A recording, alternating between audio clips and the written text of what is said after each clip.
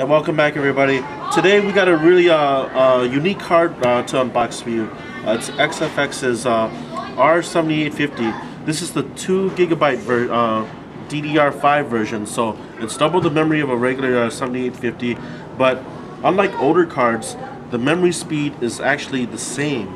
So basically, you still have the memory clocked at 1200 megahertz. So it's actually worth it. It's not too much more expensive than the 1 GB version. And a lot of games these days are using more video RAM, like Skyrim or Call of Duty, Black Ops. All those heavy 3D games actually buffer more. So the faster the memory you have, the better. The more the memory you have, the better. This isn't the overclocked edition. There's actually an overclocked edition version of this. This is just actually the regular edition. I believe the processor is clocked at 860 megahertz. But you do have this is the double D, so it is with a double dissipation technology, meaning just really good cooling. They have copper pipes that actually come into direct contact with the GPU and the memory. So the box is nice. It gives you a lot of information about the product. It tells you what available outputs are on there, which is always very useful. Interestingly enough, this one has 2 DVI, 1 HDMI, and 2 mini displays. So it has actually everything. I don't know if you can actually. You should be able to do. If they actually have this setup here, more than likely one of the DVIs actually cuts out, and you actually have to use either one DVI, one HDMI, and one display port, or basically you use 2 DVI and then 1 mini display port. So, but let's take a look at what they got for us. This retails for around $230, give or take. There's only 2 security seals on it, so let's see what they have for us. This does come with their lifetime warranty, which is really cool. You have to register it right away. Typical XFX box. Brochure for their power supplies, which are still very good, I guess. Oh, they even have a cutout for the power supplies. I believe that the power supplies, rumor has it that they're actually designed by Seasonic, so don't quote me on that. But they also give you information about adapters, because a lot of people have issues with setting up Eyefinity, so they tell you about all the adapters you have to get depending on the card that you have. So these are all mini DisplayPort adapters, 2 HDMI. This is DisplayPort to DVI, and they even have a triple monitor stand. But these are actually pretty pricey. It looks like this one has some USB stuff. So, wow, look at this. So this is really good. They're actually giving you literature on how this is going to work out. So, like as I was talking to you before.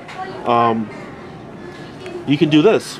You can do mini display, 1 display port, or you can do any of these available outputs.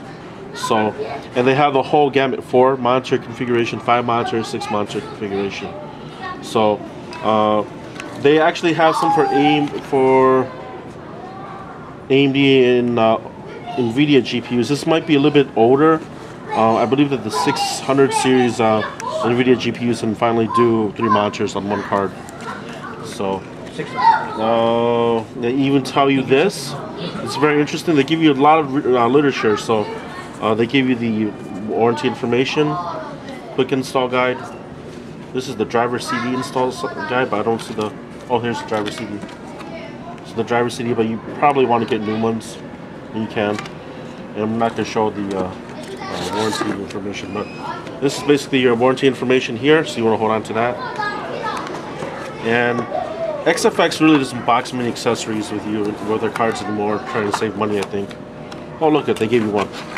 It's a crossfire bridge, which you need to connect 2 of these together.